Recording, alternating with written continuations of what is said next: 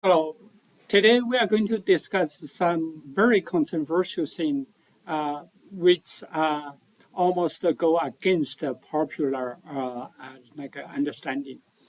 So today's topic would be why Intel can beat AMD and Nvidia in 2 years. Let me explain this. First, there are the most important about the CPU design is per core performance. So let's go to discuss this from the most recent benchmark. So in here we can see that there is let's pick up Intel CPU with 96 core, and we also pick another one AMD also with the same number of core. And there, we take their base performance number, which is 930. This is Intel's. AMD is bigger, right? It's 1050. So let's take them here. They both have this core, and their frequency here is frequency here. Intel is 2.4, like Nvidia. No, AMD is 3.6, right? The frequency of AMD processor is higher is mainly because AMD use like a smaller, I think it's a 5 nanometer TSMC process node, which is much smaller, like a Intel. I think it's a 10 nanometer. So there is twice as better a process for AMD. That's why they can get a better, higher frequency. The frequency, the number of heat generated, the amount of heat generated by is square to the frequency. So the Intel, because it has like a not as good as a processor, so that has, but that will change. We'll talk about later. So, but let's first measure the quantity of this core. Like it's basically divided this number by the frequency. It's per gigahertz how much performance you can generate from the core. Intel is 387, AMD is 319. So there is a 21% advantage from Intel. Like Intel CPU design, the core design is 21% better. And in fact, in the last 30 years, almost Intel always keep, most of the time Intel keep about between 20 to 30% advantage. So Intel still have 21% advantage in terms of per core. And once they fix their EUV machine and fix their mask issue, they will catch up in the frequency and the total performance. They will still have 21% per core. This number, the server core is very, very complex. It's nothing like AMD spent 30 years didn't catch up, right? You can also compare to ARM's per core performance. It's probably about 80. Like ARM was like didn't have the courage to publish any benchmark because their number is too small. We estimate it was about 80.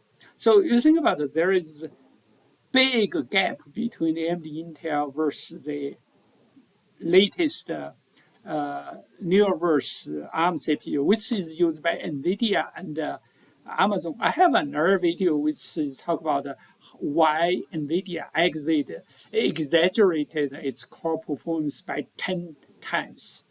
You can watch my another video, but this one will focus mainly between Intel and AMD. So this is per core performance. Let's also talk about the interconnect. Interconnect is also extremely difficult to go over 8. So in fact, AMD also is 8. But what happens is that AMD actually, in order to improve the yield, it breaking down each of the CPU into 4 pieces. Basically, here you saw the server architecture is, let's see this, it's 8, but it's divided by 2. What happened is, let's see, the architecture here is. So what happened is that AMD has 2 CPU here. You look at, but in fact, each of the CPU is 4 CPU. Each one of the CPU has 4 CPU, small CPU. They have connected, like each of the CPU have have a connection to each of the other 3 nodes.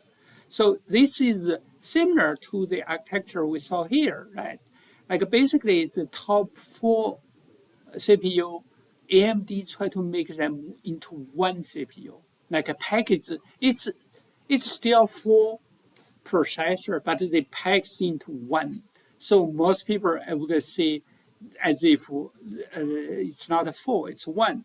So, but the problem with that, usually the maximum limit for interconnect is 8.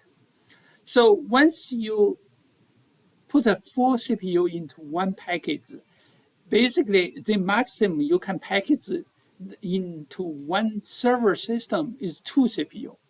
So that is why we talk about here. That is the maximum CPU AMD is 2, while Intel still keep 8. Intel in the last 1 year, it also catch up by doing chiplet. Basically, that Intel CPU is also many small chip put together. But what different is that AMD is a separate like a CPU, while Intel, each of the CPU, each of the small chip is like a 1/5, 1/4 of like a fraction of a CPU. So they put it together, became a real CPU. Well, AMD is in fact put a 4 independent CPU into one package.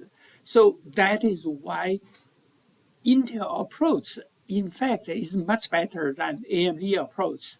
And by the way, I actually was 6 years at Intel, did like a research Intel, AMD, IBM server performance analysis and architecture analysis. So I'm very familiar with this. So, so Intel architecture basically keep the ability to still package place like 80 processor in each of the server, while AMD can only maximally put 2. So the total performance of Intel server in the future will be much more than just 21%. It will be 4 times 21%. Which is 84%. So Intel in the future will have a tremendous advantage than AMD. That is why I told you that Intel can beat AMD and Nvidia in 2 years. Intel also bought like Altora, which is the FPGA, Mobileye. These are accelerator. It's similar to a GPU, but it's a specific ASIC, which will be much more powerful to accelerate AI than traditional GPU.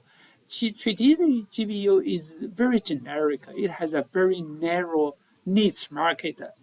Well, like the reason I'm saying, you can also watch my another video that the Tesla has a GPU, CPU package together cost only 80 watt, while a single GPU can cost 600. And in order to guarantee safety, you need a redundant, you do need a two GPU. So it's 1200 watt. So the total electricity cost over Tesla CPU is about 15 times. So that is what I'm saying. Uh, Tesla and Intel approach to use specific AI logical is much better than GPU. So that is another reason I can say like Intel can beat AMD and Nvidia in 2 years in both GPU, CPU. Not in, probably not in GPU, but in AI chip and in CPU. So that is a very controversial and a very different opinion than what is currently in the market, because you can see Intel market value is like 130 billion. Well, AMD already 200, right? But in fact, Intel have significant advantages in the long term. But the key thing is that they need to fix their EUV issue, right? The EUV issue for Intel, they say is they didn't invest enough money, but that is not a real reason. The real reason is their mask for EUV, it kind of wear out very quickly because EUVs have very high energy. The mask need to be very special in order to overcome the EUV. Like a mask itself will not be broken very quickly. That is a real issue within Intel. But to my knowledge and to my information, they already fixed that one. So within 2 years, they will be reached 5 or 3 nanometer. By that time, Intel the hertz advantage, like a power advantage, they will no longer have the advantage of this. So in the future, Intel core will be 21% better. And in addition, they have 4 times more core, right? So the total system performance is very important because any software, the maximum performance you can get is within a server, right? If you can only, like AMD only packs 2 CPU, then the total performance will be 80% less than Intel, right? So that is the most important. And also, an AMD, Intel will be probably like 1,600% better than ARM and Nvidia, because the ARM is very naive. Like their server core is still very naive. It takes them many years, like maybe 20, 40 years, in order to catch up with AMD and Intel. So don't listen to Jason Huang was exaggerated his CPU performance by 10 times. He's just a fraud. I mean, anyway, look at my other video, and you can understand why in detail why like Nvidia exaggerates the CPU 10 times. All right, thanks for watching. Let's please subscribe and so that you can get future information. All right, bye bye. Today I happen to